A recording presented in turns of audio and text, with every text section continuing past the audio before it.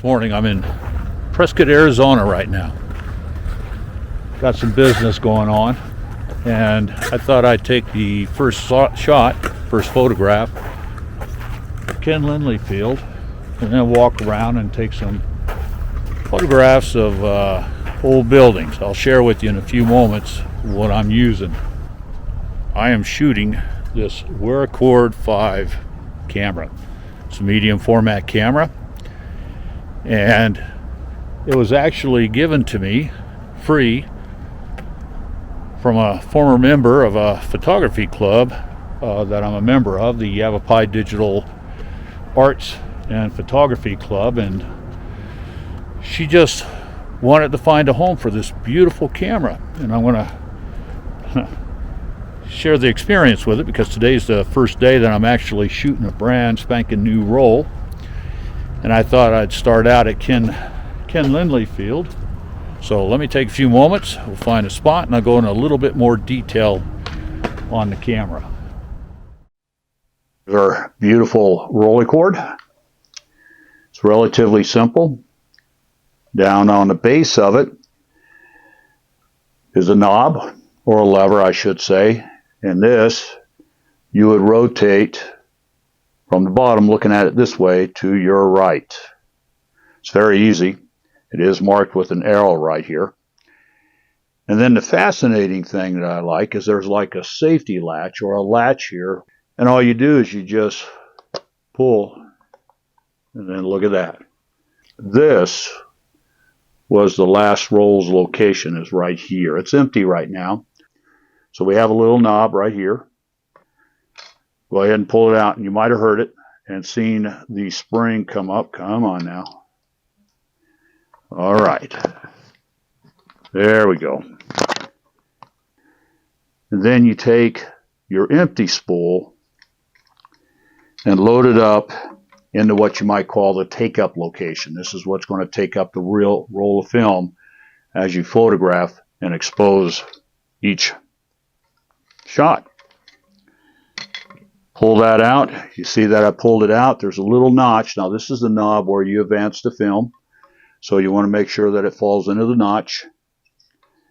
And then push it down into place, making sure that it's secured. We got that ready. Here's our roll of film. It's a Kodak T-Max 100. And it has expired in September of 2019, so it hasn't expired that long ago, almost 5 years.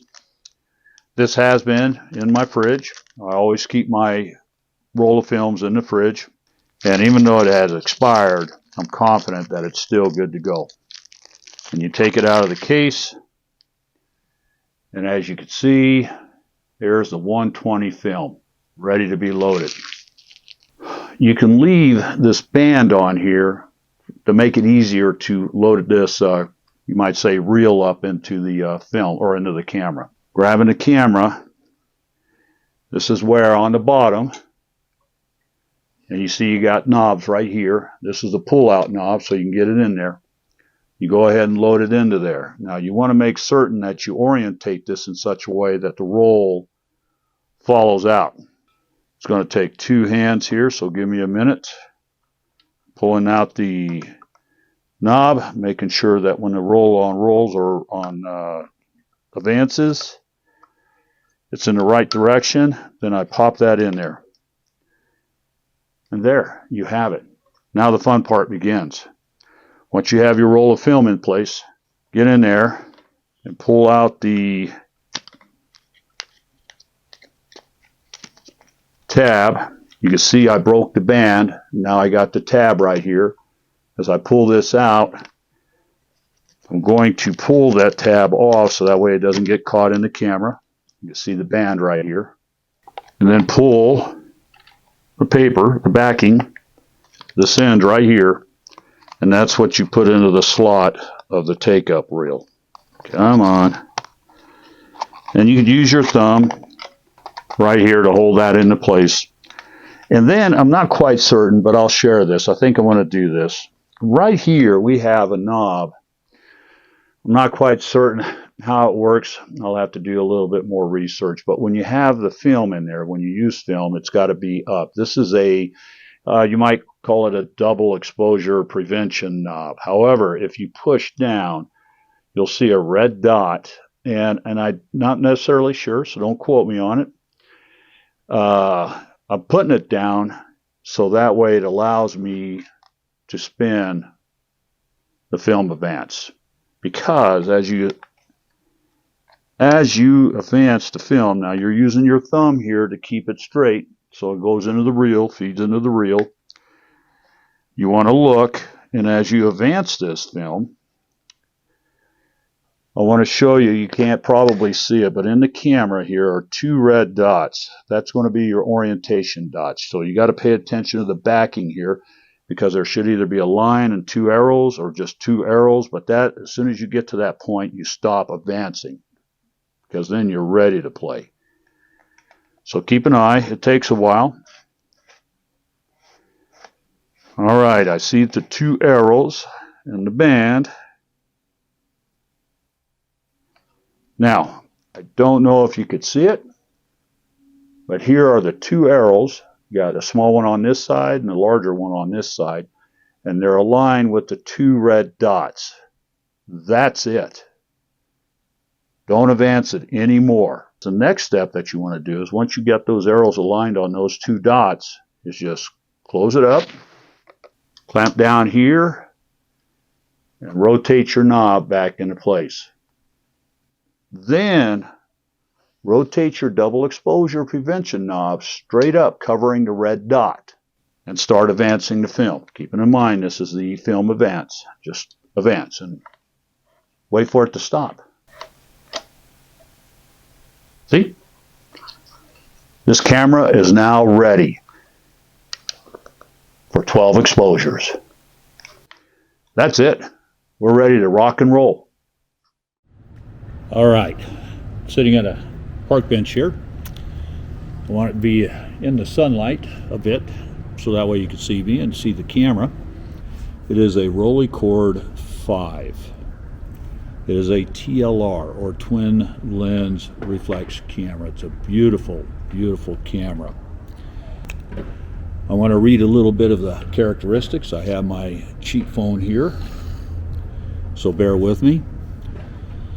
This particular model was in production as a RolleiCord V model K3C from October of 1954 to March of 1957.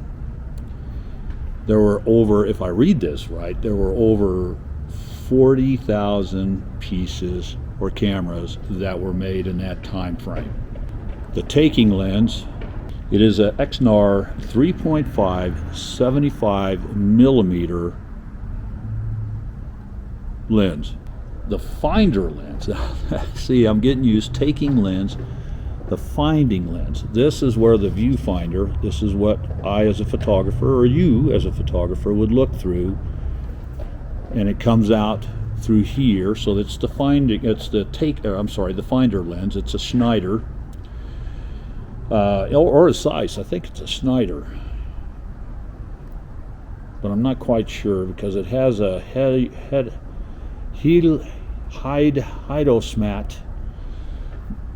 lens, which tells me that it's possibly a Zeiss lens. The viewfinder lens is a Zeiss lens, which is very phenomenal, very good lens, and it's at a 3.2 75 millimeter as well.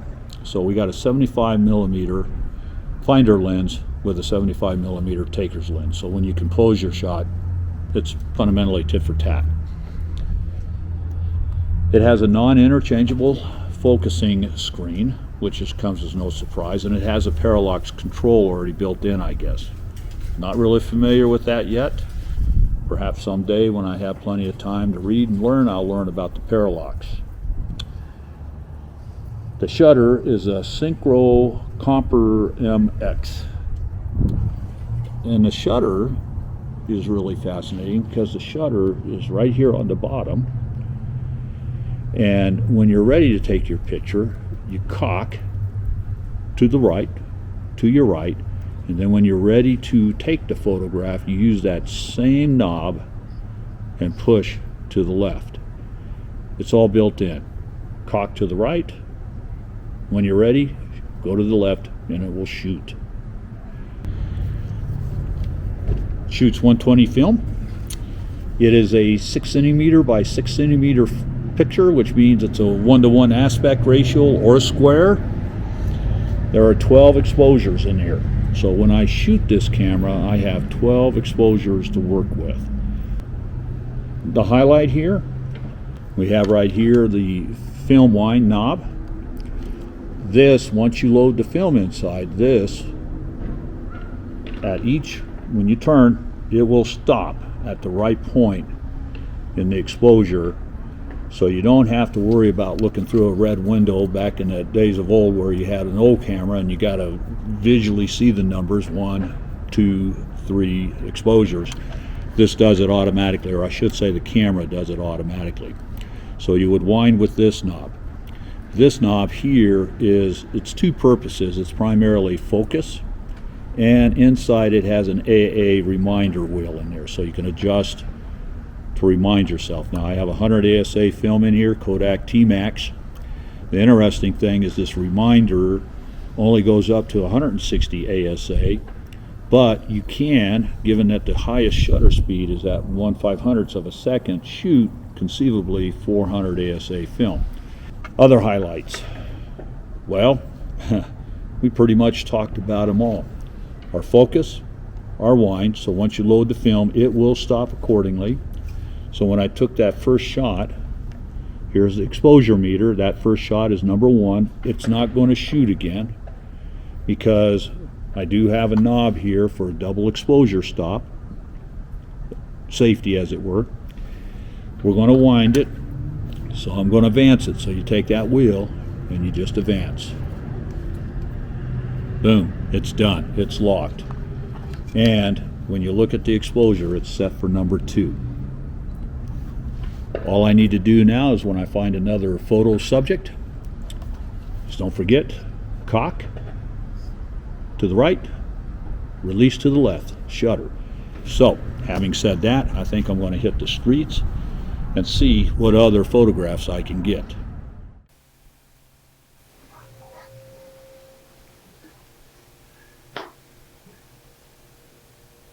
Hope you enjoyed those photographs. I want to wrap this up right now, but before I do, there's a few things that I want to add to this presentation or expand on. First and foremost, I want to say thank you if you watched this episode or followed any of my other episodes in the past. I want to thank those who have subscribed to my channel.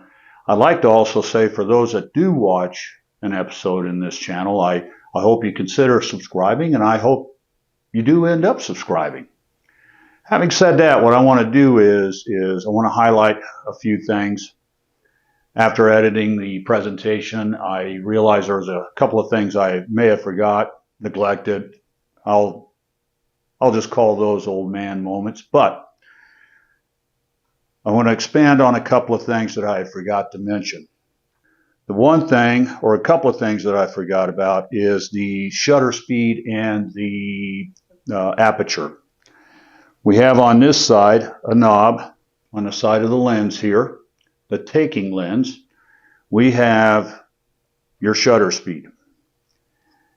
On the other side, we have your aperture. So you could set up your aperture and you could set up your shutter speed. Knob on this side to the right, shutter speed, to the left, aperture.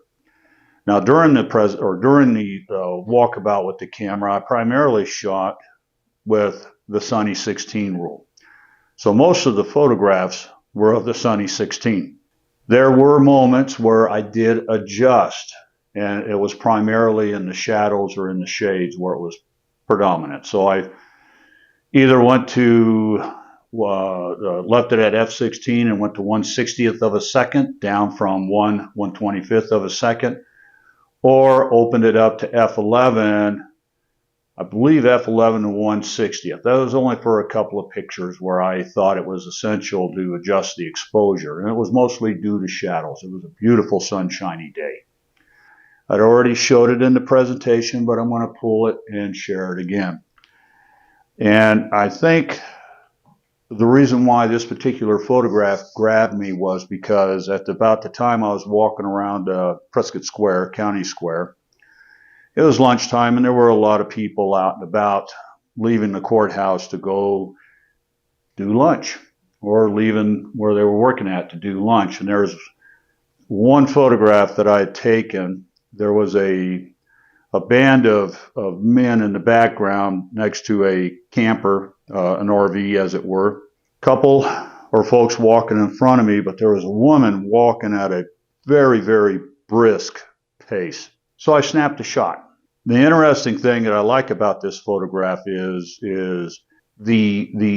I will say most of the photograph was mostly tack sharp. The photograph shows the folks in front of me pretty tack sharp, the gentleman in the background next to the RV pretty tack sharp, but the woman that was walking briskly came out slightly blurry. And what is it about that photograph that I like? It shows movement, chaos, in a hurry to do lunch. And I think of all the 12 pictures that I had taken, that is perhaps my favorite one. None of that was post-edited. So without further ado, as I said, I hope you enjoyed this episode. I want to thank you for watching it. And I hope you'll learn a little bit about the RolleiCord V. Frankly, it is a phenomenal old medium format TLR that I learned a lot from, and I'm still learning. In any event, we'll catch you later.